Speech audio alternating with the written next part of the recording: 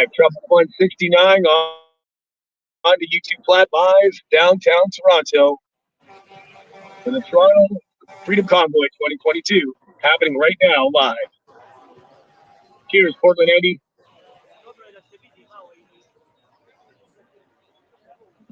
Yeah, all right. Let's go up Jarvis. Maybe have some more luck over here. People don't like to walk. I don't mind walking. Fine parking.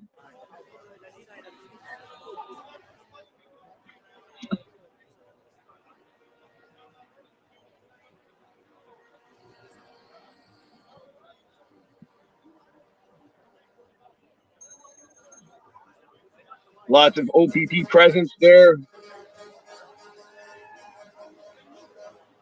Lots of police presence there.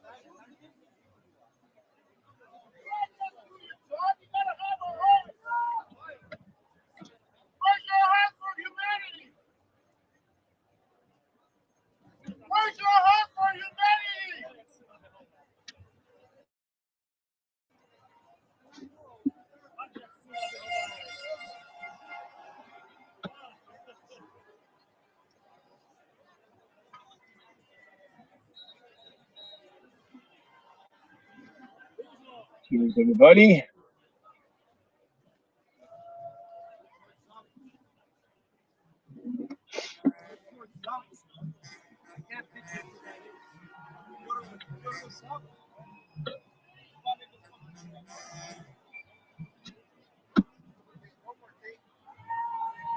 Let's see if there's any access here. Well, let's see if there's any looking Parker. Oh, great. Well, we're not going to get in here.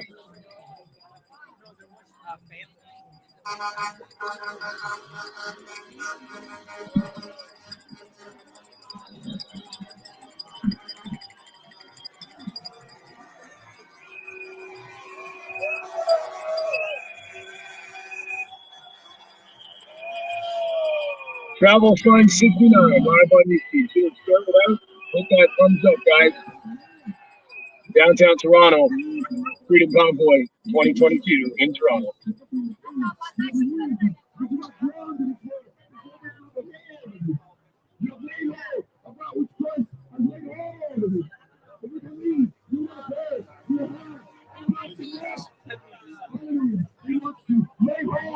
Yeah, 1,780 people in the chat. It's just a glitch by YouTube. They're doing that. It's all good.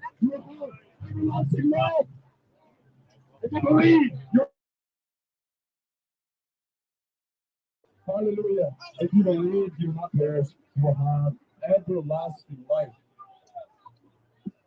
Everlasting life, you think God can do it? He's not able, he's the beginning and the end.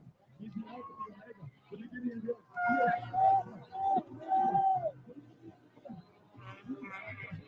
Thank you, Sky Queen. Yep.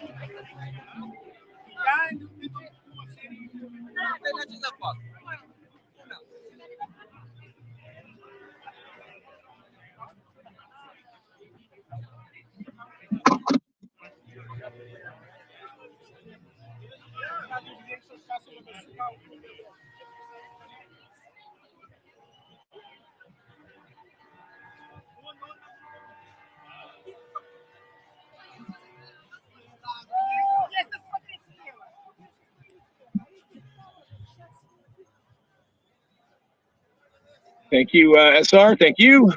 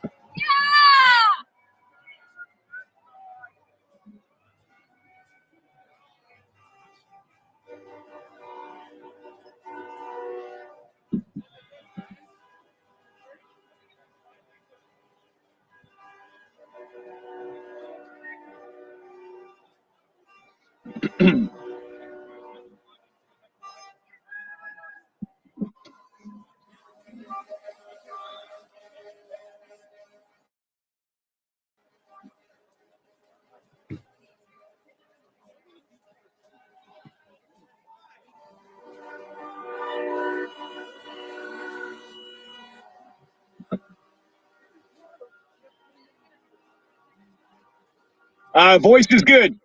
Voice is good right now. Yep.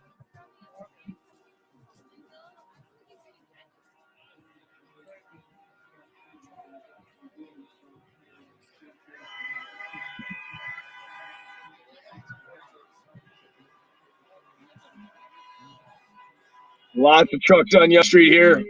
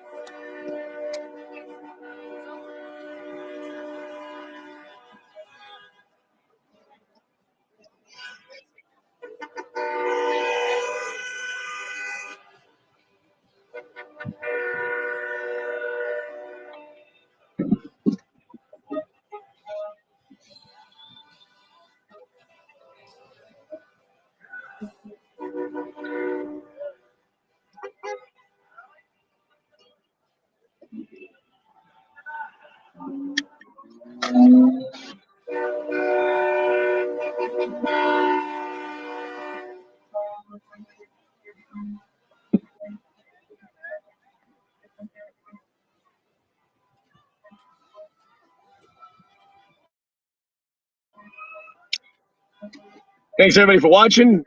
You're watching Travel Fun 69 live on the YouTube platform. Collab, thank you so much. Been watching you, Ottawa, and Viva. Keep on, keep on. Love from Missouri. Thank you so much for that. Cheers. Thank you so much.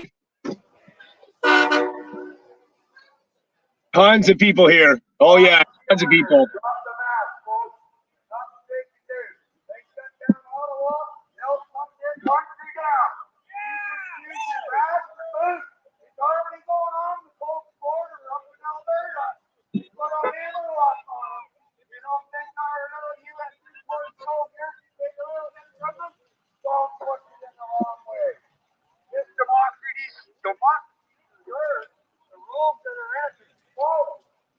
It's a big parking lot here. I don't know if it's full. Let's see.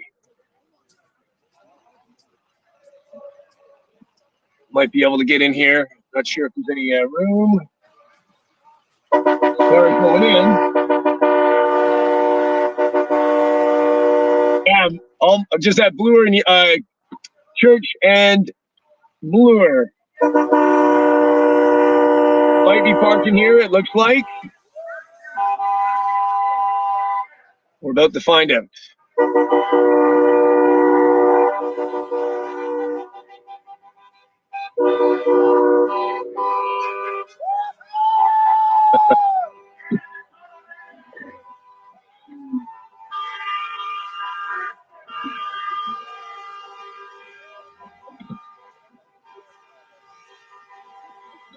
Yes, we're definitely parking. Looks like there's someone in the booth there anyway. There's people leaving. I think we found parking, ladies. That only took an hour. I think we're good here.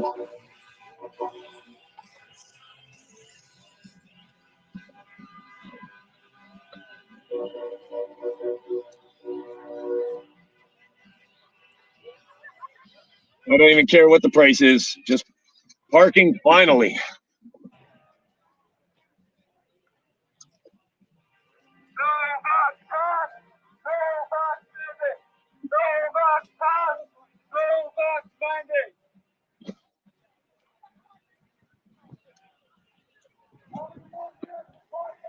All right, let me get set up here. We did find parking.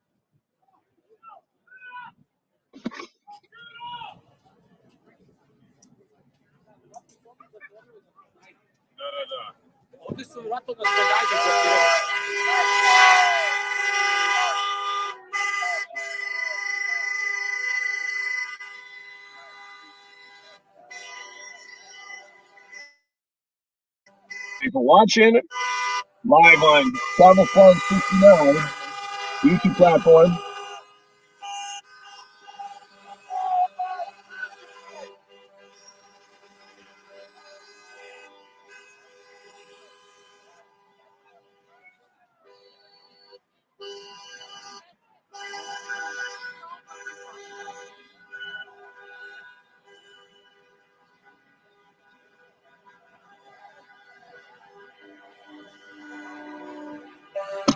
Cheers, everybody. Share it out. Like, subscribe.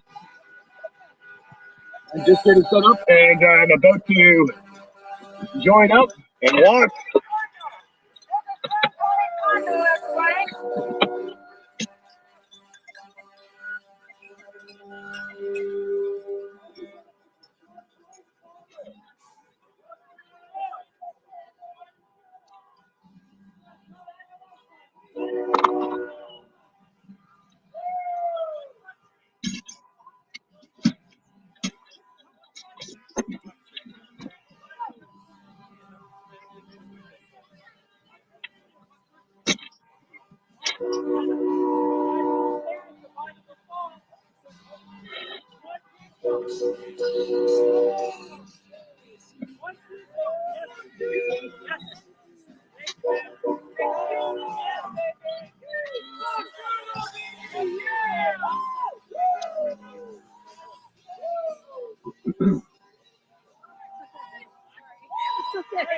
Everybody, just getting set up to get ready to hit the road.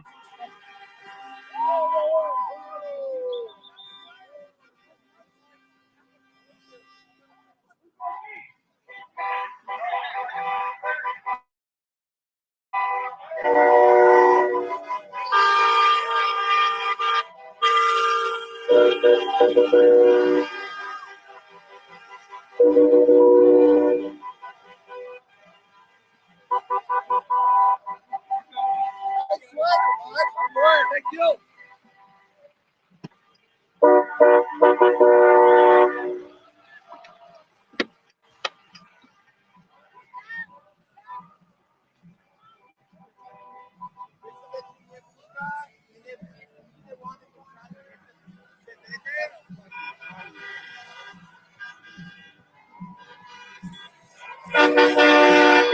Philly Blue, cheers.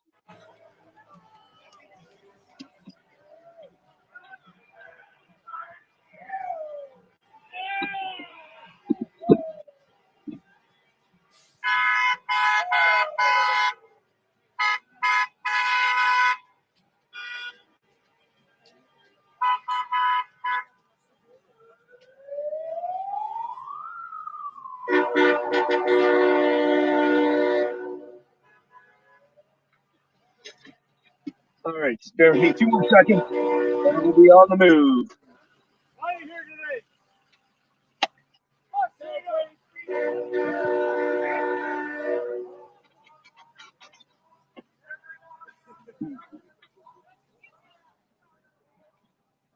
Found it.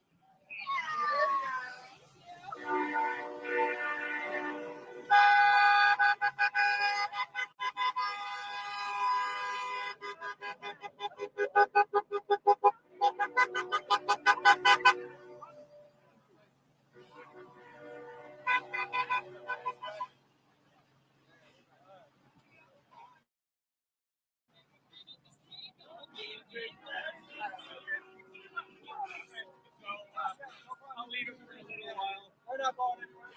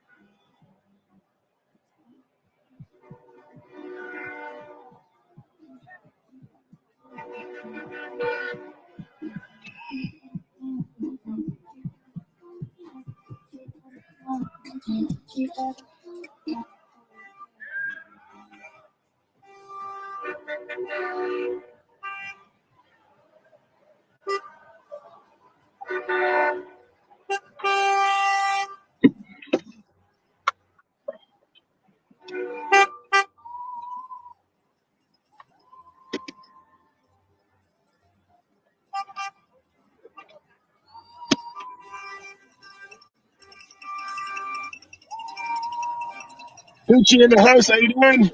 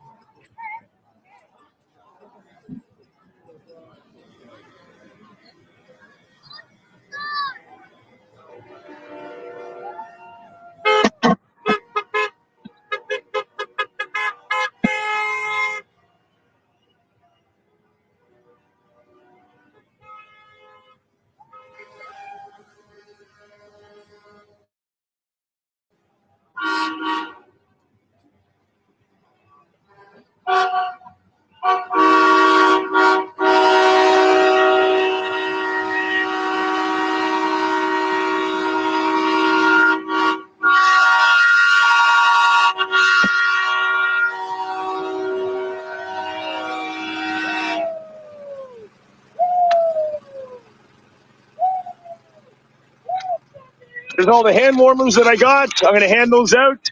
I'm just trying to get situated so I can carry everything. Yeah, I was in Ottawa. I live in Toronto, God. Yeah, you saw the stream, right? Nice, nice. Thank you so much. Absolutely. Going.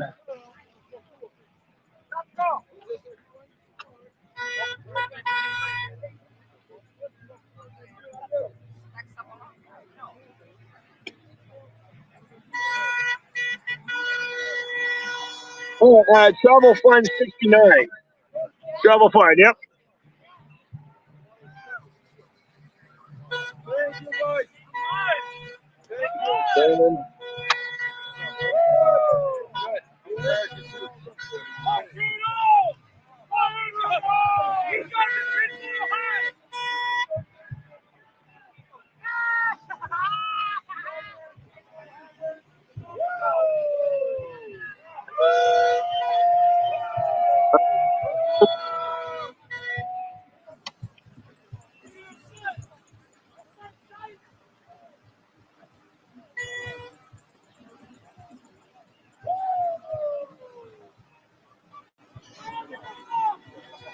Big thanks for Orchidelia for doing this. All right, we're almost ready to go here. I've got some goodies for the people, the truckers, anybody that needs. Cheers, Martin. Thank you so much for that.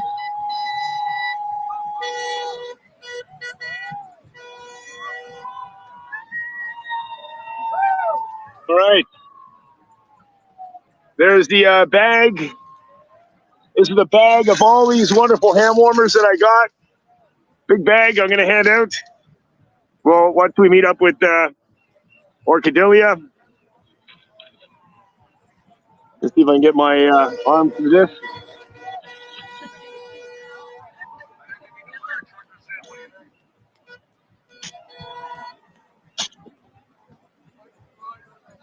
Thank you. All right. And we are live. Let's, once I get some more action here, I'll open up the thing. We'll split through it,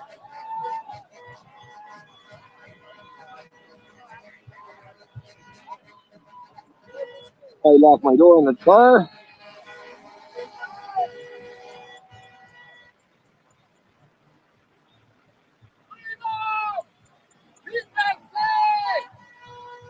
All right. And we are moving. Bag of goodies. Got my drone. We're good to go.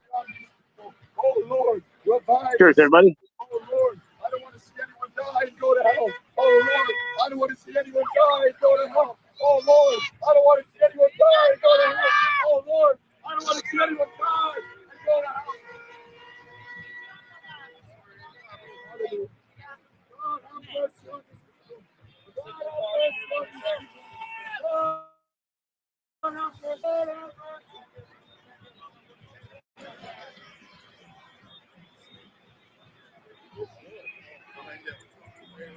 God have mercy on these people. I want to see them saved. I don't want to see them die and go to hell. I want to see them saved. God have mercy on these people. Hallelujah. Hallelujah. God will revive us. God will restore us. God will bring salvation to your life. If you believe Him, He will not let you go. He will not let you go because He has purchased salvation for you. You're in the valley of sin. You have to walk a life of sin. No, it's not the last life. No. Amen.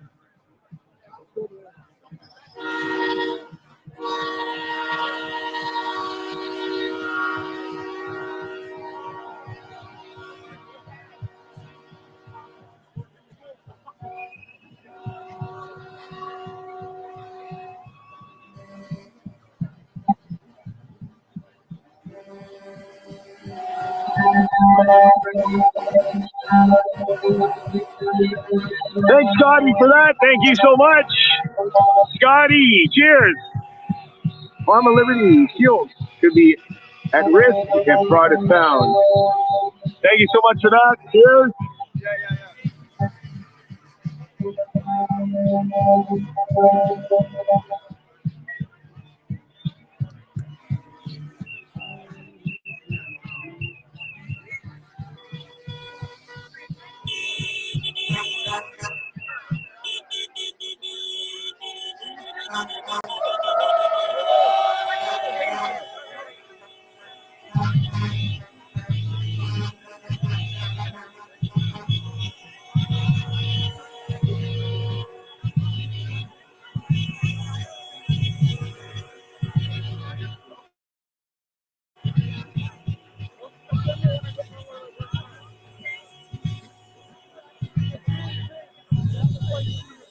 Some action down there. Cheers, everybody.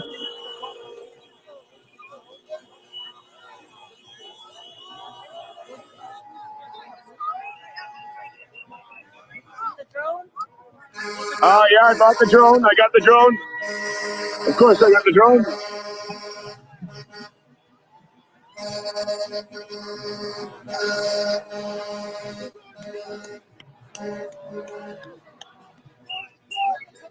Sorry.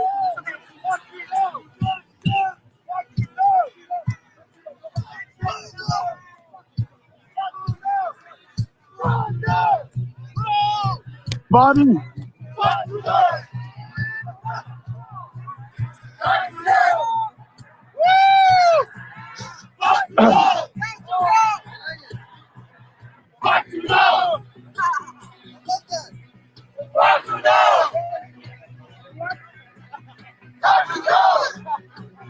I think we should hand out the hand warmers first so I don't have to carry them.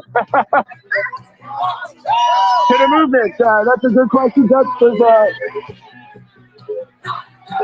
There's a new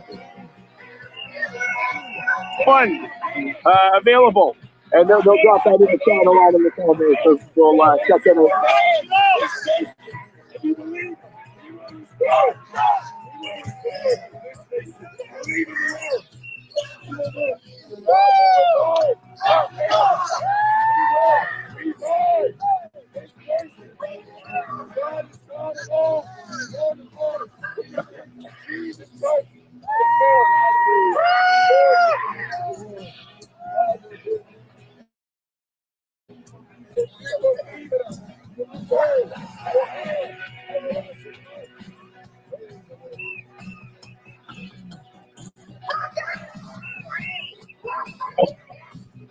Just at Yorkville now.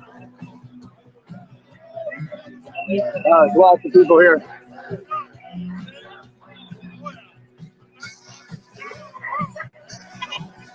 I'm still here. Too much fun. Gold, cheers. Thank you, Gold. Say no. We see who's got the real power. Not given. Evil loses. Thank you so much, Gold. Thank you, Gold. You say Gold?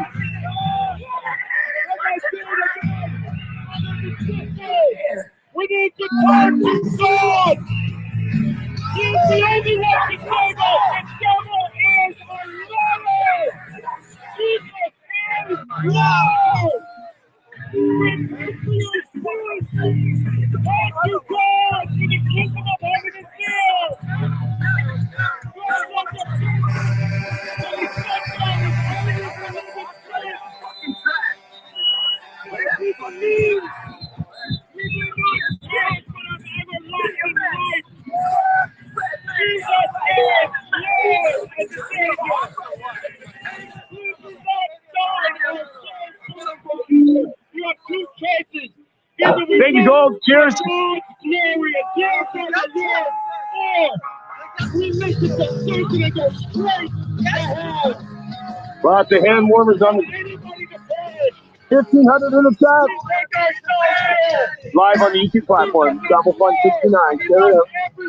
Subscribe. Big up Portland, Andy.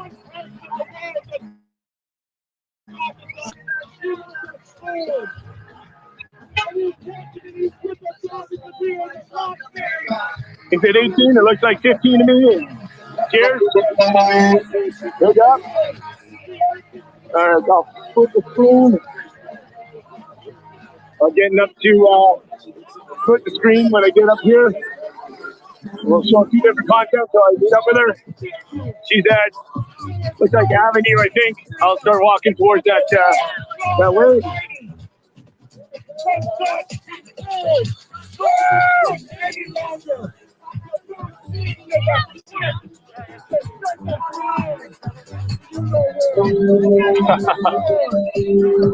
Absolutely. Yes.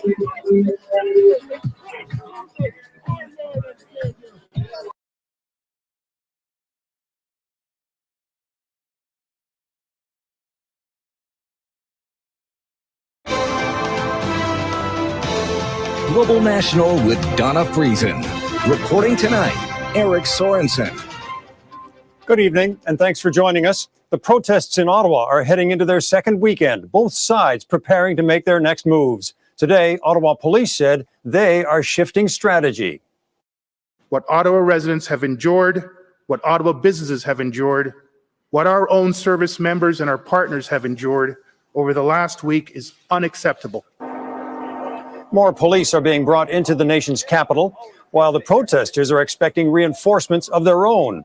Other cities are also bracing for protests to bolster the anti-mandate message.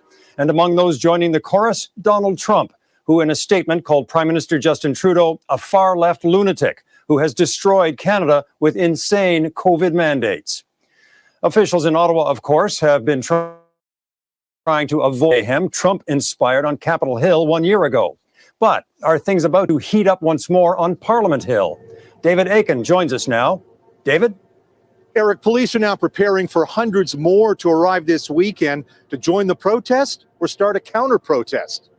This morning, we have begun implementing a new surge and contain strategy in our downtown core. Up till now, the strategy of the Ottawa Police has essentially been to maintain the status quo. The implication was that this is just somehow going to magically de-escalate. But researcher Regina Bateson said that was wishful thinking. Based on my research and based on other similar events that have unfolded elsewhere and similar groups, I just didn't see any signs of that actually happening. The Liberals, New Democrats, and BQ have been calling for police to end the demonstration, and on Friday, there was significant movement inside the Conservative caucus. Senator Dennis Patterson of Nunavut, appointed by Stephen Harper, quit the Conservative caucus in disgust. A Quebec Conservative MP, Pierre Paulus, called the demonstration the Siege of Ottawa and an occupation, and said the streets should be cleared of what he called radicals and anarchists. Interim leader Candice Bergen backed off her full-throated defense of the protest, acknowledging for the first time that it had to end. Ottawa police still have not announced plans to clear the protest, but they did announce some new measures, including an extra 150 police in the downtown core, increased intelligence operations, and more barriers. The demonstrators in the red zone area remain highly organized, well-funded, extremely committed to resisting all attempts to end the demonstration safely. For the first time in decades, the National War Memorial has been fenced off. There's no question the dynamics around who's involved and the different fractions and different players that are in town present a real risk and potential violence. But in the 7 days the protesters have been here, they have also adapted, building this hut, for example, they intend to use as a kitchen and bringing in supplies and fuel. We have no choice. We will stay here up to the end. We have no choice. In addition to the very visible municipal and provincial police presence, Global News has learned that the RCMP have deployed an Emergency Response Team, or ERT. That's a specialized unit with officers trained to respond to anyone who'd use a weapon or engage in other incidents of serious violence. Eric? David Aiken in Ottawa, thanks. In Toronto, police are also preparing ahead of a planned anti-mandate protest tomorrow. The service will manage these protests as best we can with the intention to limit disruption, but our number one priority will be the safety of the public. Parking areas have been designated for the trucks and protesters, while roads around Queen's Park and nearby hospitals have been blocked off. Police say they want to ensure a peaceful demonstration, and officers assigned to the protest will wear body cameras. This was Winnipeg today, one of many cities where parallel anti-mandate protests are popping up.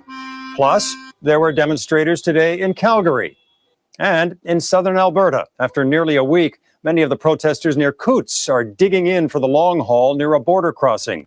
RCMP are asking people to avoid the area.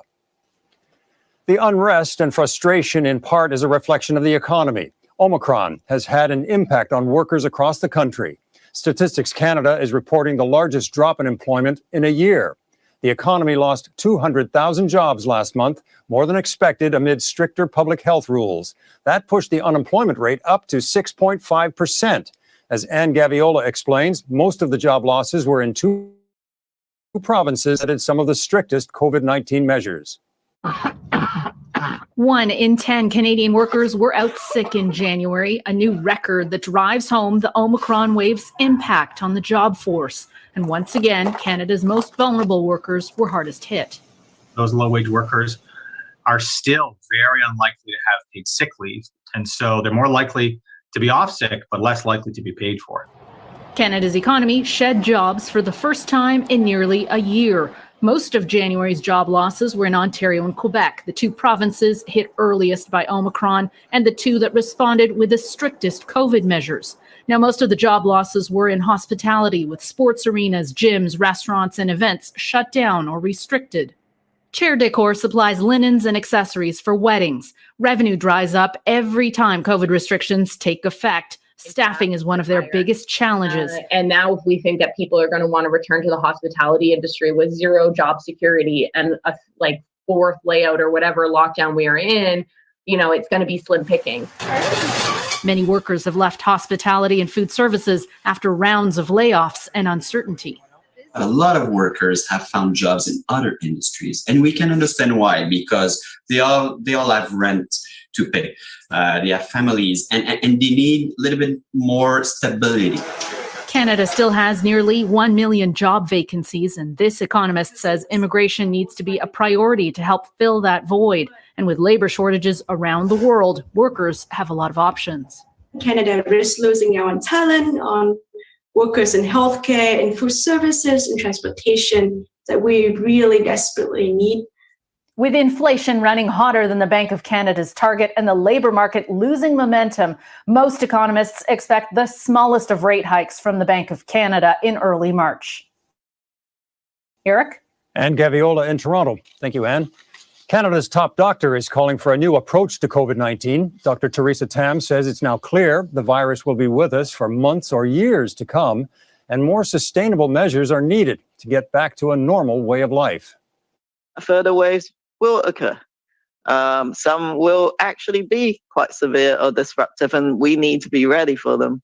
But we do need to have more longer-term sustained approaches and capacity building so that we're not in crisis mode all the time. There's new vaccination guidance for Canadians who contract COVID-19. The National Advisory Committee on Immunization says people who get infected should wait 3 months before getting their booster dose. The agency says waiting may result in a better immune response. While hospitals across the country have struggled during the pandemic, it's big cities that tend to get most of the attention. Tonight, we look at a smaller facility, the Cornwall Community Hospital in Eastern Ontario. The CCH is giving Global National a look inside. And as Mike Armstrong discovered, COVID-19 has overwhelmed parts of the hospital and shut down other parts. How many operating rooms do you have here? So we have 6 operating rooms. It should be busy in these hallways. Dr. Gary Weinberg is the chief of surgery at Cornwall Community Hospital. Right now, only one of his operating rooms is running. With Ontario postponing elective surgeries, 5 operating rooms are empty. Well, it's horrible. You know, it's 1:20 in the afternoon right now. Normally this room should be full of hustle and bustle, patients getting the care they need. All right, just relax your arm there. Now, Weinberg says shutting down was like cutting off an arm to save the rest of the body. Very hard choices had to be made. The staff was needed in other parts of the hospital to keep it going. The acute medicine unit would normally have 12 days where 5 were off sick with COVID. That's a patient-to-nurse ratio the director of the department calls unsafe. It has reached that level. Knock on wood, we're not there this week. You know what? I'm going to check your chart. Right now in the hospital, 38 staff members are off sick. The rest have already had COVID, or basically they're waiting to get it for the first time. I've been sick. A lot of my coworkers have been sick. To take some of the burden off people like nurse Kelly Lozo, for the last few weeks, the hospital has redeployed staff that would normally be working off-site. This woman's not a nurse. She's a warehouse worker. The extra hands were needed that desperately. You know, we're going into year 3 now of this. Exhausting. Doesn't seem like there's any end in sight. Pre-pandemic, the CCH already ran near or over capacity. It used to have 156 beds. It's added 22. It literally says it over the door. Yes, this is the auditorium isn't an auditorium right now. It holds 11 patients. There's no place to bed space them anywhere else. Yeah. There's a struggle in intensive care as well. This 5th wave has been the toughest. So right now we're at 13 patients admitted to a 12-bed unit. So we're over capacity every day. It's been like this way the last few weeks. There are days where every single patient in this ICU is here due to COVID, and the unvaccinated are overrepresented. One nurse told us she'd like to give some sort of COVID tours so people could see what's going on, but it would be too dangerous for people to visit where she works every day. Mike Armstrong, Global News, Cornwall, Ontario. Atlantic Canada is being hit by a large and unfortunately slow-moving storm. It's packing heavy winds and snow and potentially dangerous amounts of freezing rain. Storm warnings are in place across much of the region. Schools in the Maritimes were closed today because of the weather. Environment Canada is warning widespread and extended power outages are likely. The same storm system is causing chaos south of the border. Millions of Americans are being hit, and hundreds of thousands are already without power. As Jennifer Johnson explains, the power outages couldn't come at a worse time. Hundreds of stranded cars and tractor trailers are slowly starting to move again on an interstate in central Texas. They've been stuck since early Thursday night when icy conditions sent 18-wheelers careening out of control. We're actually coming in from Ohio and shot straight down to avoid the big storm, but then you can't avoid the black ice.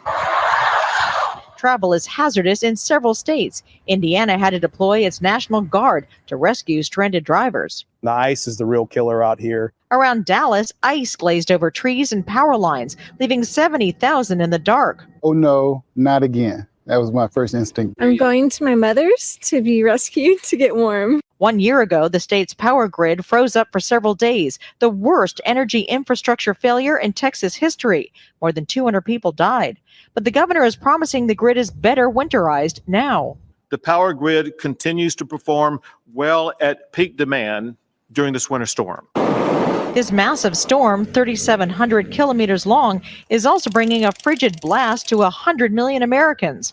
The wintry mess is causing thousands of flight cancellations and delays, a waiting game for those desperate to escape. We're going to Cancun.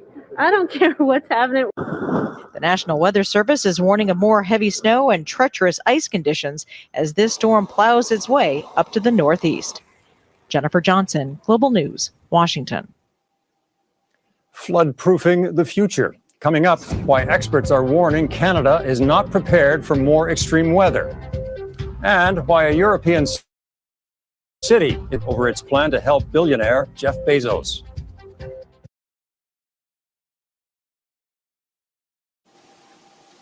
Flooding in this country has upended lives, brought supply chains to a halt, and cost all of us billions. And experts are warning the costs could skyrocket even more in the coming years because Canada's infrastructure just isn't ready. This week on The New Reality, Krista Hesse looks at why we're falling behind and how one city is making real progress. Krista. As our BC viewers know all too well, climate change is causing sea levels to rise and more intense storms, making flooding the most frequent and costly natural disaster in Canada. At risk is the country's most important infrastructure. That's not just our roads and railways, it's electricity, fuel, water, and food supply, the basic necessities of life. New research suggests that communities across the country, big and small, are not equipped for the floods of the future. Government flood maps are on average 20 years out of date. Existing infrastructure is vulnerable due to decades of underinvestment, and as the population increases, development is still happening in flood-prone areas. Up until just recent years, 98% of discussion on the climate file has focused on mitigating greenhouse gas emissions, which is a smart thing to do, and I'm fully in favor of that. But we've done so to the exclusion of talking about adaptation. The problem with forward movement on adaptation is that nobody's in charge of the file. In spite of that, one city has made real strides in flood preparedness: Edmonton. The city and local utility are flood-proofing homes and building new infrastructure. That's made it one of Canada's best prepared cities to withstand powerful storms. It's not going to come cheap, but it's going to save us, billions of dollars in insurance premiums and avoidable losses, as well as a lot of heartache and a lot of disruption to families and businesses. We got a close-up view of what Edmonton did and what the rest of Canada can learn from it. Back to you. Krista Hesse in Toronto, thanks. To watch Krista's full report on changing the mindset to better prepare our communities, tune in to The New Reality, Saturday at 8 p.m. on Global. Let the games begin. Ahead, the festivities and the faults as the Winter Olympics kick off.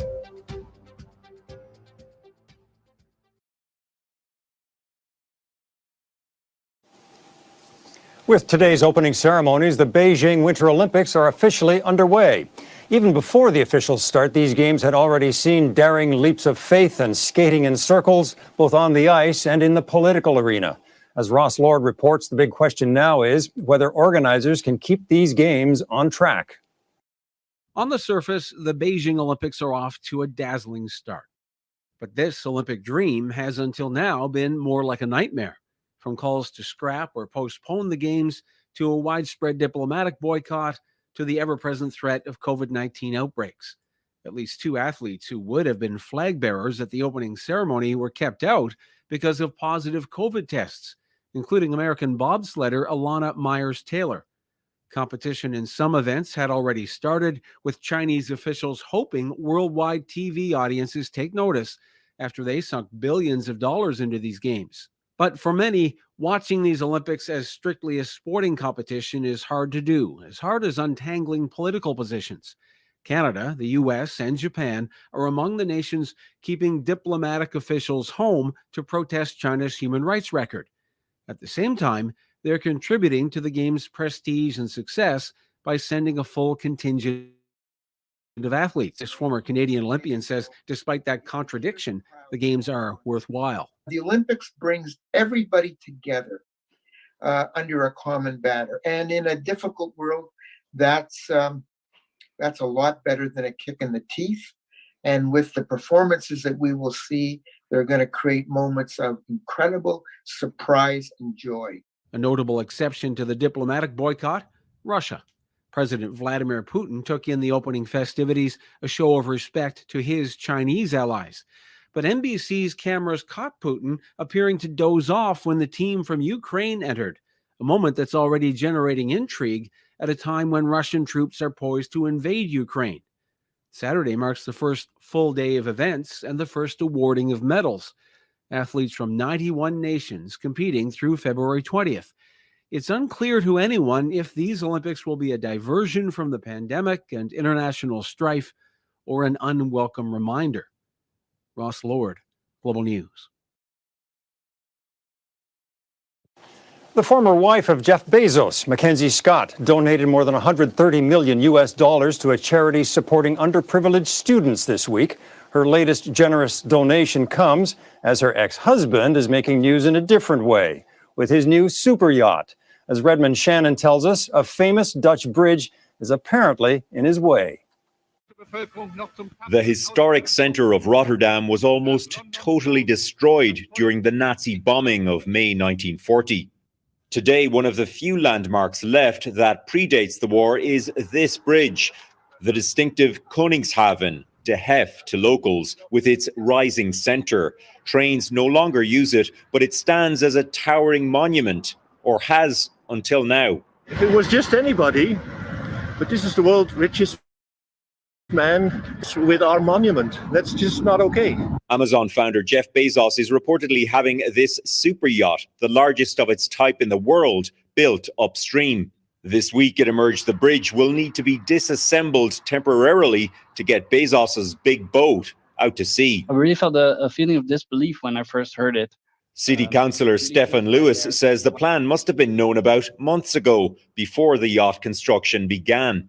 But we know that these super yachts are getting bigger and bigger. So are we going to take this bridge apart every time such a super yacht needs to pass through? If he likes it, why not? Rainer Zittelmann has written books about the super rich and our attitudes toward them. I can say the feeling that someone has about people like Jeff Bezos, I can tell you whether you will be successful or will not successful in life. So don't expect Bezos to worry about rubbing up Rotterdam residents the wrong way. What might the neighbors say to this or that? I think this is not the typical question of successful people. The city's mayor says no permit has been granted for the bridge work yet. Bezos would be on the hook for any associated costs, but for a man worth nearly $200 billion, it's likely to be chump change. Redmond Shannon, Global News, London. And that is Global National for this Friday. I'm Eric Sorensen. Tonight's Your Canada is Carbonear, Newfoundland and Labrador. There are beautiful spots all over Canada. Email them to viewers@globalnational.com. Thanks for watching.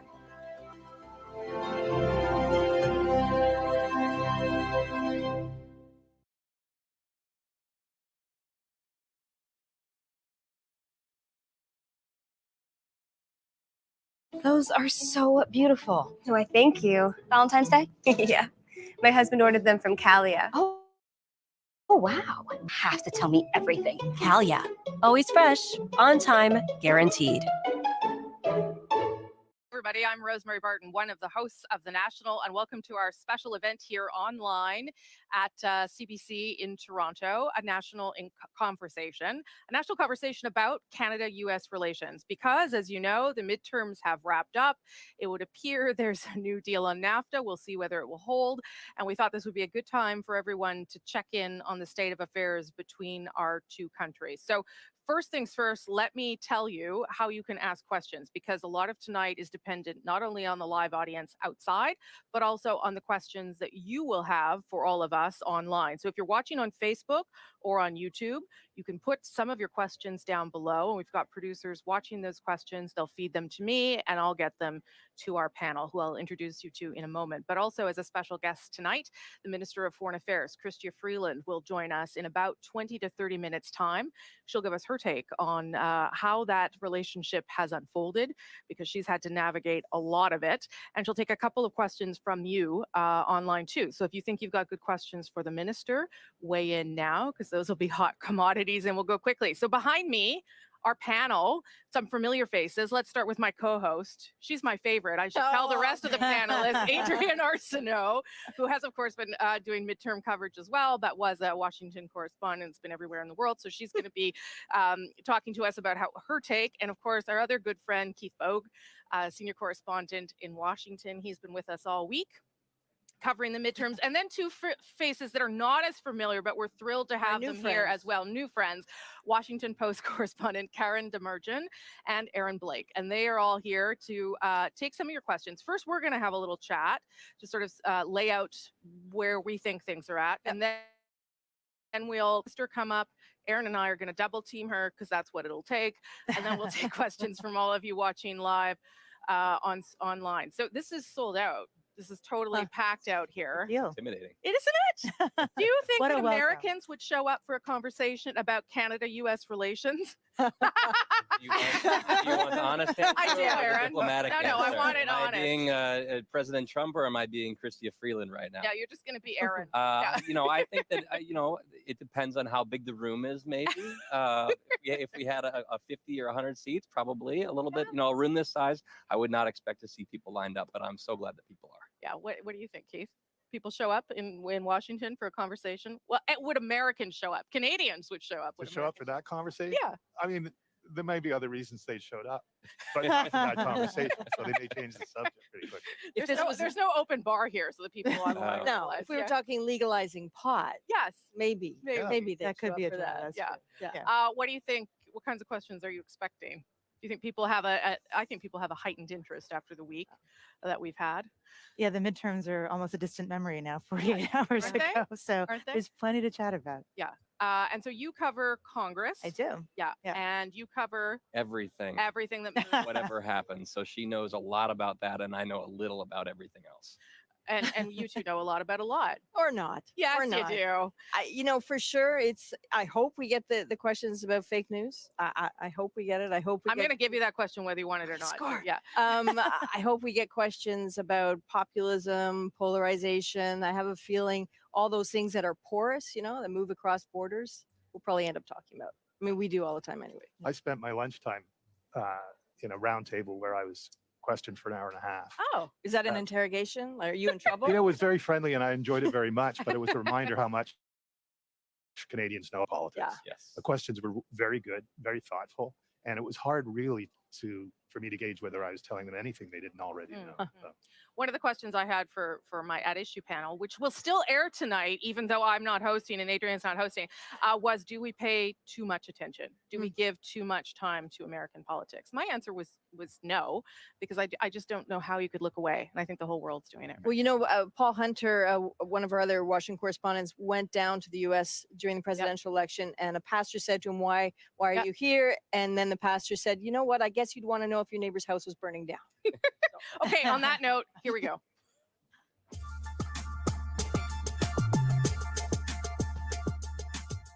So the midterms are over. The Democrats have regained control of the House. There are some obvious questions. What's next? Where do things go from here? What does it all mean? For America, for Canada, for Donald Trump, for Justin Trudeau. For climate change, for security, For immigration, for the economy, For the USMCA, which is just the new NAFTA. What can we learn? about elections, about voting, About political divisions. Canada is not the United States, but that doesn't mean there aren't lessons to be learned here. What I learned from covering the midterm elections what I learned covering the midterms is What I learned covering the midterms is that the United States isn't just divided in two, it's divided in many ways. is that so many Americans are trying to find middle ground, but so many others are finding it really hard to resist the pull of polarization. we can never expect anything in American politics to be like it was before. the question I have is, will Canada stick by the United States, or will we see signs of splintering? We'll look at what's on the line here for Canada and whether there are lessons for the coming federal election. Tonight, an exclusive live stream conversation to sort it all out. I'm Adrienne Arsenault. I'm one of the co-hosts of The National. I'm Keith Bogue, Washington correspondent for CBC News. I'm Aaron Blake, senior political reporter for the I'm Karin Demerjen, and I'm a congressional reporter covering national security for The Washington Post. And if we're talking foreign affairs, we'll have the Minister of Foreign Affairs, Chrystia Freeland, join us for a live interview on stage, and she'll take some of your questions because this is your conversation.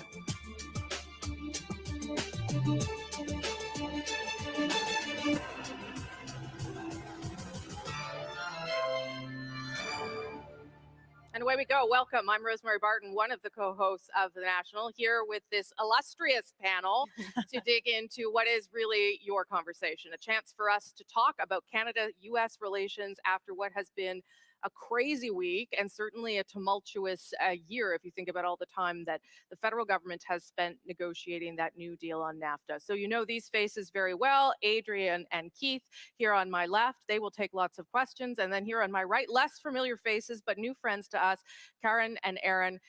They're from the Washington Post, and they have a different perspective, and a perspective I think we're all going to appreciate tonight. If you are watching at home, live streaming it, you can, of course, put your questions underneath on Facebook or on YouTube, and we will get to that. If you are in our live audience, we have two producers, and when that portion of the evening gets going, just raise your hand and we'll try and get to everybody because we do want to hear your questions and try and lead the conversation that way. If you want to watch yourself ask a question tomorrow, we'll broadcast some of this on The National and about an hour-long chunk of it tomorrow at 8 p.m. on CBC News Network. So let's get things started. And we're going to start not with the state of relations. We're going to start with what's in the news. This happened yesterday, and I think it's important we start there because it was a dramatic event. It was a dramatic event for journalists, particularly those who cover the White House regularly. So let's show you the tape, and then we'll get everybody to weigh in. Here it is. Honestly, I think in the country, you run CNN, All right. and if you did it well, your ratings Let would me be ask, much if better. I may Okay, ask that's one other enough. question, Mr. President, if I may Right, ask Peter, one go other ahead. question, are you worried? That's enough. That's Mr. enough. President, That's I was enough. going to ask one of the other folks. have That's had- enough. Pardon me, ma'am. Mr. Excuse President, me. That's enough. Mr. President, I had one other Peter, question, let's if go. I may ask, on the Russia investigation. Are you concerned that you may have? I'm not concerned indictments- about anything with that you the may have Russian indictments coming down? investigation because it's a hoax. Are you? That's enough. Put down the mic. Mr. President, are you worried about indictments coming down in this investigation? Mr. President. I'll tell you what, CNN should be ashamed of itself having you working for them. You are a rude, terrible person. You shouldn't be working for CNN. Go ahead. I think that's unfair. You're a very rude person. The way you treat Sarah Huckabee is horrible. And the way you treat other people are horrible. You shouldn't treat people that way. Go ahead. Go ahead, Peter, go ahead. In Jim's defense, I've traveled with him and watched him. He's a diligent reporter who busts Well, his I'm butt not a like the big rest fan of of us. yours either. So, I understand. to be honest. So let me ask you a question if I can. You repeatedly You said, aren't the best. Mr. President, you repeatedly over the course Okay, of the, just sit down, please. Well, when you report fake news, when you report fake news, which CNN does a lot, you are the enemy of the people. Go ahead. Mr. President, over the course.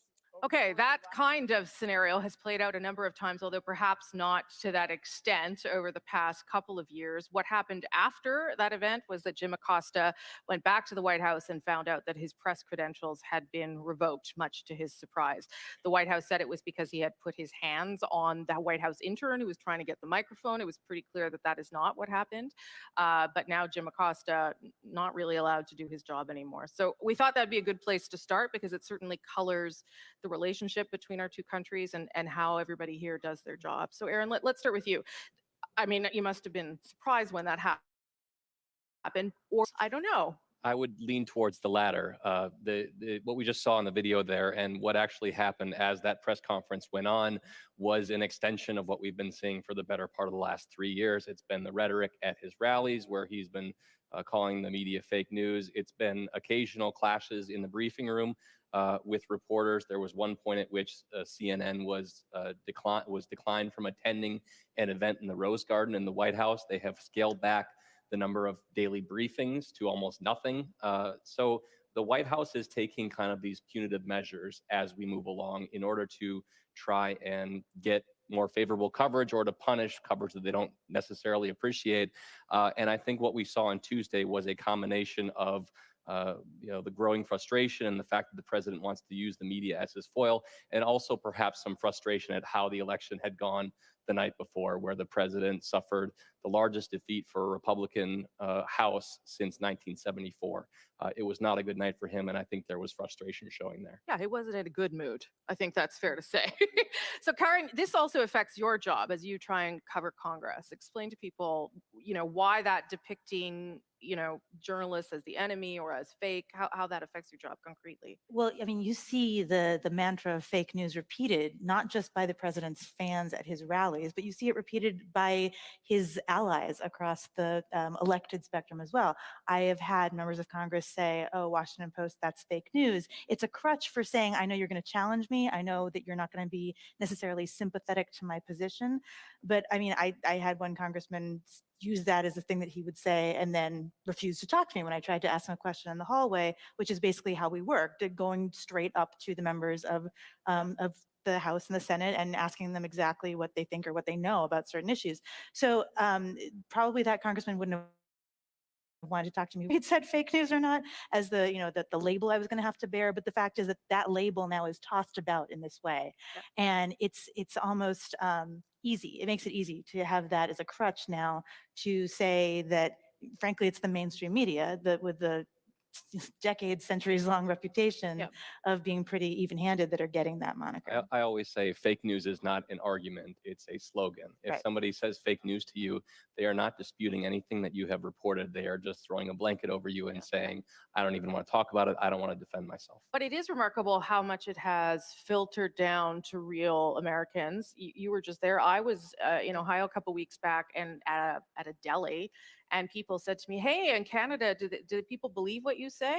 And I said, I think so, because I think you do. But I'm sure you guys hear it all the time. Did you hear it when you were down there? A little bit. I mean, I watched what happened there with Jim Acosta as sort of as a warning for us, here. And a couple things sort of come to mind. I mean, I can't firstly imagine the intestinal fortitude of being a White House correspondent right now. He must have like a stack of Rolaids somewhere, but I also think there's a trap, and that's taking the bait, of sort of becoming so frustrated that you stand up again and you start arguing with the president. And I can understand on a human level how that happens, but I see it as a warning sign to the rest of us, that this is a time when we're being challenged as journalists, that it's ever more important to just do your job and be calm and ask the reasonable questions and try to stay above reproach, because people are looking for you to take the bait. And to a degree, it's what happened with Hillary Clinton too, as a politician, when she launched into the basket of deplorables. That was just an off-the-cuff comment at a fundraiser, and it was certainly used. And I think don't take the bait has to be something we have to remind ourselves of often. Because the practical impact of that, Keith, on the rest, people watching the news is what? When they see the president and a CNN reporter clashing in that way, what is the practical impact? It undermines us. I think your boss, Marty Barron, has it right. We're not at war, we're at work. And that kind of scene makes it look as though we are at war. We can't afford that because we won't win that. It services the argument that the president is making to his most loyal supporters that we are their enemy too. I think it's important to understand what the president's doing here very clearly, though. He's not trying to push back against just a news story or the negativity of what he perceives to be their coverage. It is really an attempt to undermine the public's trust in all media.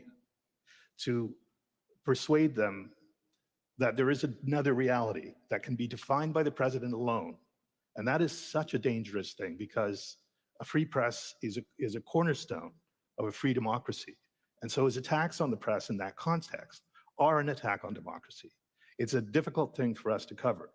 We are used to covering things that fall within what can be defined, I think, as legitimate controversy. And I think we're good at that, even though we make mistakes. We know how to do that. But too many things with this president have fallen outside legitimate controversy into an area of deviance. And we're still learning how to cover that. Okay, I want to move on to the results of Tuesday night that we all covered from various positions, and get into how they change things in Washington, and how they might change things for us too, because they inevitably will. After we've spent 2 years trying to figure out how to deal with Donald Trump, what is the new reality here? Karin, let's start with you. Did it surprise you? You cover Congress. Is this sort of what you did the evening to be? Yeah, I think everybody expected, you could have made this guess a year ago, that the House was inclined to go Democratic. The Senate, the races that were up this year, it looked like the Republicans should hold on to the Senate unless something went very wrong. And the governors were kind of a mix out there too. I think that's reflective of what's going on in the mapping of the country, which is that you're seeing suburban areas get frustrated with the president, and that can be expressed in the change of your representative when you're talking about a smaller, an office like a House representative that is not statewide. And yet in the states, some of the close polling, it didn't cut the way of the Democrats in Texas or in Indiana or in Florida, or places that you thought it might. So that wasn't so much a surprise. It's also not going to be a surprise that you're going to have nothing but acrimony in DC for the next 2 years going forward. I mean, the president, as angry as he was the next day in that press briefing, had to be breathing a sigh of relief he didn't lose the Senate, because it means that he can push ahead with this Republican plan to get as many conservative judges on the courts as possible, which is the long-term game that could really change the general culture in the country, frankly, over the next generation. But Democrats are going to start investigating him on day one. They're probably not going to try to impeach him, because that would risk too much, but that's just going to create fights between Congress and the White House, between the two houses, between Democrats and Republicans. And if the last 2 years you thought were, divided and acrimonious in the United States, just, buckle in, because it's going to be worse coming up. Well, that's hard to Super. imagine, right? Excellent. Yeah. Super uplifting. Yeah, well, Karin. sorry. Thanks, Karin. I didn't come here to deliver good news. And the practical impact, again, on Canada, and we'll ask the minister, you and I will ask her about it, would be what? That, we thought, okay, NAFTA's done and dusted, we can move on, and now we have a Democrat is going to take over before this is going to get a vote. The Democrats need to figure out how they want to play this thing. Looming over all of this is the fact that we not just ended a campaign. We are starting a campaign within a matter of weeks here. We have had a number of high-profile candidates say they are going to announce their intentions by the end of the year for the 2020 presidential race. And Democrats need to decide whether they want to sign off on this, something that could be construed as a major victory for President Trump, something that President Trump will come forward and say is a major victory, because that's his style. Anytime there's any kind of a change that he spearheads, he's going to have a big ceremony, and he's going to have go out in the Rose Garden and talk about the deal that he cut to get NAFTA gone, and this deal is so much better. Democrats need to figure out how they're going to play this. And over the course of the last 10, 15 years in Washington politics, the safest political strategy for both parties has been to just stand in the way, not let anything happen, and reap the benefits in the next election. And I think there's a compelling case that Democrats are going to want to do that. Now, whether they stand their ground on trade, that's a big question. I think they also have to make a decision about who they are. I mean, it's not clear coming out of the midterms, what is a Democrat? Is a Democrat someone who leans to the, describes himself as progressive left, or a compromise candidate? And I think people were looking for some indication after the midterms of what it would be. And certainly as Canadians, we were looking for, what sort of candidate will Canada maybe have to deal with? It's not clear. And I know, I was in Tennessee, which was interesting, because the candidate for the Democratic Party there was someone who said, if I need to side with the president, I will, if it's good for Tennessee. If he doesn't do something good for Tennessee, I won't. I'm the ultimate compromise candidate. I'm the future of the Democratic Party. Well, he was walloped by a woman who was is very ideologically based and is more than Trump himself sometimes. So I think it's a signal to us that, as you said, get ready, it's going to become even more polarized. That seems, I mean, that seems hard for us to understand, even as we watch it here. I think, Keith, that it is that entrenched on both sides. We talk about, you have used the word tribalism before, the way it has become, and what fed into that during the midterms. What kinds of things did the president do to ratchet that up? What kinds of policy areas did he use in particular? Well, I think a way of looking at that question is look at the strategic choices he made during the campaign. There are reasons not to try to run on a good economy. It's hard. But many people thought that he would. Whether you think the underlying fundamentals of the economy are strong or not, he had good data, low unemployment, real growth, high stock market, chose not to run on that. Chose to run on the same themes that he ran in 2016. And that was a divisive campaign then. I think this was a more divisive campaign. I went to his rallies. I saw the things that he said. It's 2018 now. Somebody tell Donald Trump that Hillary Clinton is not involved in politics as an active player anymore, but he was campaigning against her and standing back and enjoying watching the crowd join in another chant of lock her up, lock her up, lock her up. So was your question about divisiveness? It is only going to get worse. In a way, I think it has to get worse before it gets better. I want to talk a little bit about the new NAFTA, or as we like to call it, USMCA. That's what we've decided we're calling it in Canada. I don't know if you guys have caught on. Like the U.S. Marine Corps, but with an A on the end. Oh, okay, all right. Or like the YMCA song, right? Yeah, it's like that too. We'll get it sorted by the end of the night, because the minister is going to join us shortly, and she, of course, was central to those negotiations. So, Karin, let's start with you. Do you think that there was talk that it would be signed off by the end of November? But no, seems unlikely. I mean, look, Congress isn't going to take any hard moves that are that visible before they actually get something formally delivered to them, which hasn't happened yet. This has always been an issue that is cut more on geography than it has on politics. So it's hard to guess. What do you mean by that? Well, I mean that, parts of the country are agricultural. Parts of the country have a historical tie to the manufacturing industries. The manufacturing parts of the country do not like aluminum and steel tariffs because they're concerned with end goods, and to have to pay more for your raw goods to produce whatever you're going to do, that's a problem. That does not cut the same way as, the argument of, well, anything coming in cheaply is bad for the United States.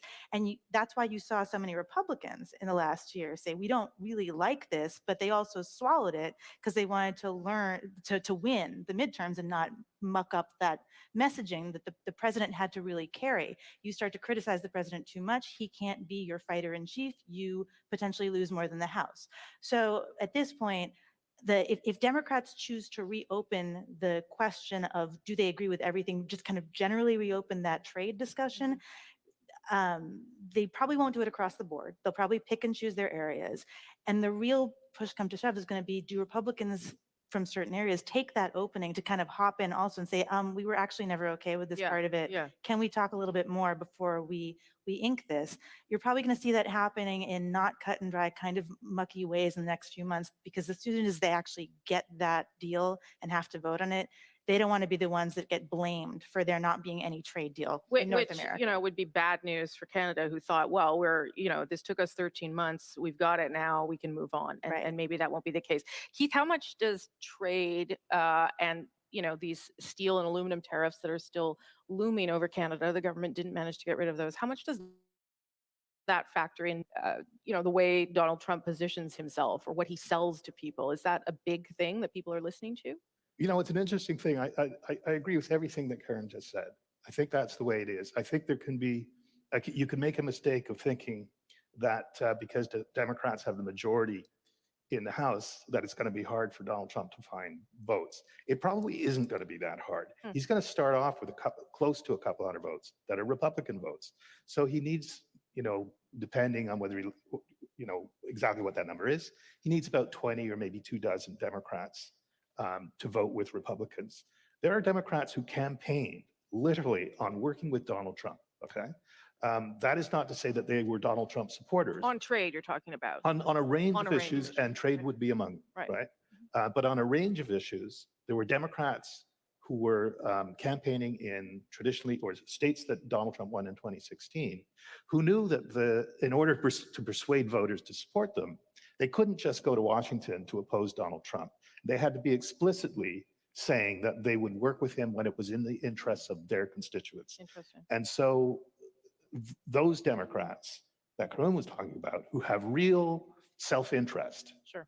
in their constituencies in the trade agreement, those are votes that are likely available to Donald Trump to pass. You smacka, you call it. Do you agree that could actually pose some problems for that deal and other Certainly. things? And the other interesting thing here, I think, is going to be if Congress does start dragging its feet on this, and Democrats try to get these concessions, maybe even if Republicans join in and say, oh, if we're going to renegotiate this thing in public, here's what we want. The president, I would not put it past him to just say, okay, guess what? I'm going to just get rid of NAFTA right now. And you guys can either approve this thing or not, and we'll see what happens. We'll see where the cards fall. He has his entire foreign policy, his entire diplomatic presidency in that manner of basically, trying to get leverage over somebody. We call it the madman theory. Make people think that he is capable of doing anything, that they can't trust him, that they need to basically plan for any eventuality that he might put forward. And so I think if there's one issue he's willing to do that on, it's trade. Really? And he's not going to let this, what he views as a signature item like this, just pass by without some kind of a fight like that. And there's more than enough experience in and around Washington and in Congress that they know that you start cherry picking apart these kinds of agreements and it never ends. The deal has been made. Typically, these are going to be up and down votes. I don't know if that is specifically true with this one because I didn't pay close attention to the fast track provisions, but in the past, that's the way that it's been. You don't get to cherry pick. You get to say yes or you get to say no. And if the danger is that Trump says you're poking too much, I'm going to rip this whole thing up, that's actually a reason that they might not touch it. Right. Because the balancing act that Democrats have to do is get as close to the president as you can, challenging him without making your own people who won in Trump countries, the Democrats who won in Trump districts, have to take the blame for anything. Right. Because if people are going to be voting for Trump in 2020, you want them to be able to vote a split ticket. I mean, ideally, I'm sure Democrats don't want them to vote for Trump at all, but this is the reality. And that goes to Adrian's point before of it's going to be really hard for the Democrats to find their identity, because do they play to the middle or do they play to the base?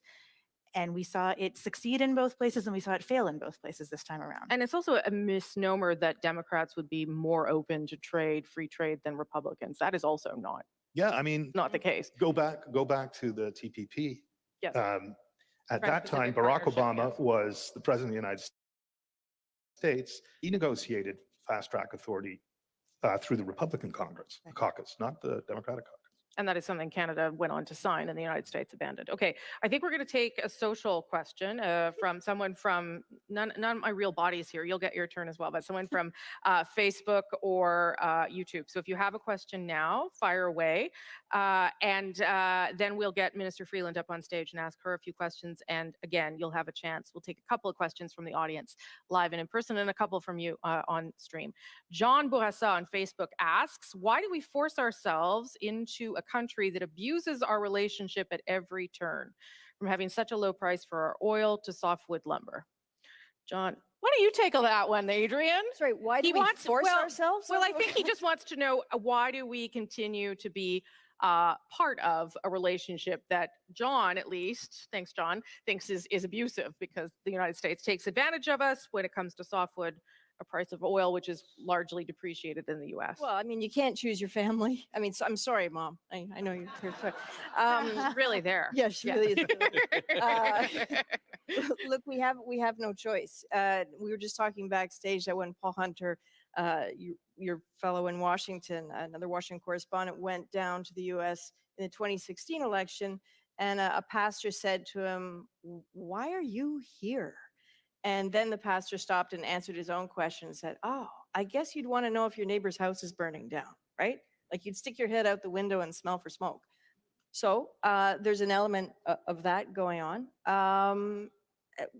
We have no choice. No, no. we And don't. for good and for bad. And what happens there affects us. And again, 2016, I was covering the election. I was outside the White House. As soon as it was clear Donald Trump had won, we went outside the gates, past the point where Jim Acosta cannot get in anymore, sadly.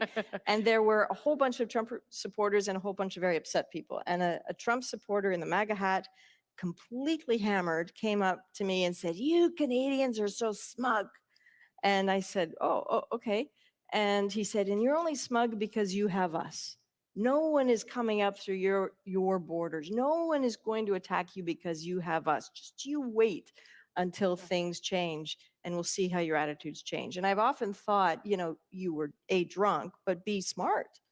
And it is interesting how we've seen the conversation change here as circumstances in this country. And I mean, there's factual reasons, John, why it matters, right? It's our biggest trading partner. I think it's 400,000 people across the border every day. People have investments in the U.S. There's all those things. But we asked this question backstage when we were joking around a little bit. Do Americans care about the relationship, Erin? Before we get the minister on stage, and she can tell us her thoughts on that too. But do Americans care about us as much as we care about you? I think the president actually projects the way a lot of Americans feel about this relationship. Maybe not in the exact words that he uses, but he views even longtime allies, even neighbors, as business partners, as competitors, and as adversaries when it comes to jobs, when it comes to trade deficits.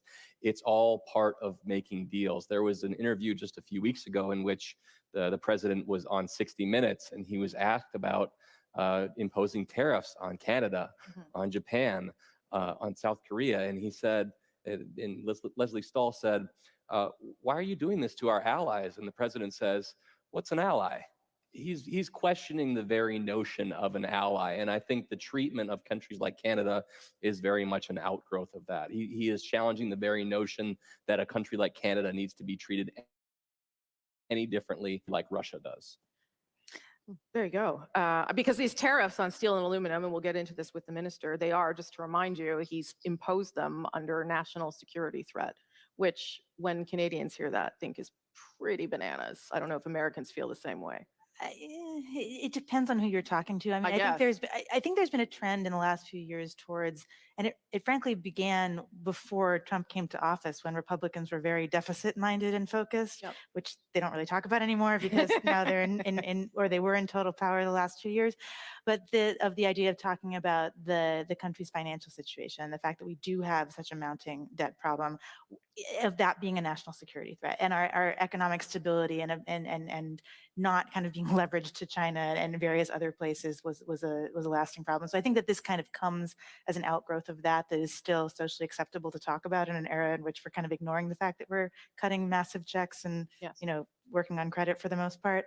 So I mean, frankly, we'll see how that changes going forward, because again, you're going to start having a more splintered discussion about all kinds of money, all kinds of tax, all kinds of trade issues, and if those sorts of terms are still used. Okay, we're gonna let at least 3 people leave, if you don't mind. You can come back. No. And when they come back, we want to take all of your questions. So that gives you a sense of what they have to say, but I'm sure you've got better questions than I do. So stand by. And we're going to bring Minister Chrystia Freeland, Canada's Minister of Foreign Affairs, onto the stage, and we'll talk to her and take some of your questions too. So, ladies and gentlemen, the Minister of Foreign Affairs, Chrystia Freeland.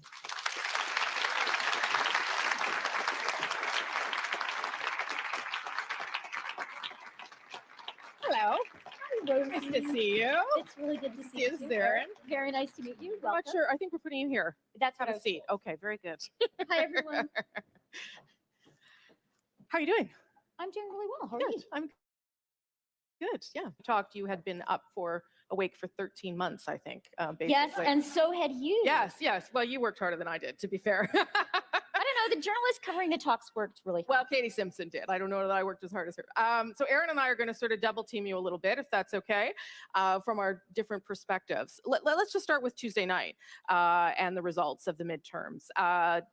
When you saw those results, did you say to yourself, "Oh shoot, now I got to get to know a whole new slew of people, or I've got to change my approach to the United States"? How did you react to those?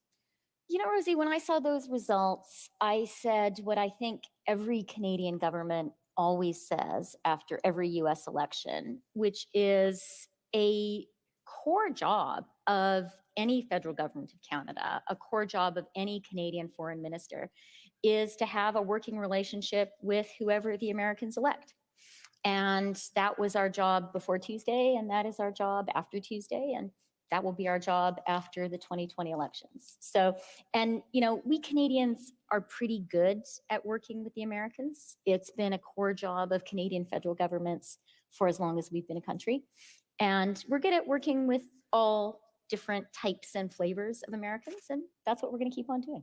We've never had a flavor like Donald Trump, though, I'm pretty sure, Aaron. So I'll let you go next. I wanted to turn to the USMCA because obviously that's the biggest issue between the two countries right now.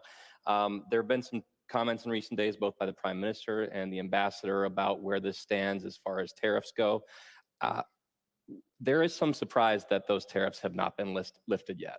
I know that we've talked about or you guys have talked about how these are two-track negotiations. One side is the tariff, one side is replacing NAFTA. Has there been any kind of assurance that the Canadian government has received about lifting those tariffs as a part of this trade discussion? Go back to the beginning of your question, Aaron. There was some surprise in Canada and I think around the world when the tariffs were imposed. We tend to see this as a Canada-US issue, but this is really a US and the world issue. Section 232 has been on the books since the early 60s, but this is an unprecedented use of that section, which is really meant to be used in very specific national security situations where the security of the country is threatened. What would be a real example of when you could use it? What would be an actual example? Well, in time of war, I think it would be quite reasonable to impose tariffs against the countries that you were fighting, for example. So this is really unprecedented. And as you were saying, Rosie, earlier, I heard the last part of the previous chat. I think for Canadians, there is an added level of absurdity. Not only are we the NATO allies of the United States, we are NORAD allies. We share the longest unmilitarized border in the world with the United States. Furthermore, our trade in steel with the United States is perfectly balanced. In fact, the United States has a slight surplus. So really, there is no reasonable argument to have imposed these tariffs on Canada. That's what we said at the beginning. It is actually absurd. And that's why when the tariffs were imposed, we said that we would impose retaliatory measures. And we did. Our retaliation is balanced. It is perfectly reciprocal, dollar for dollar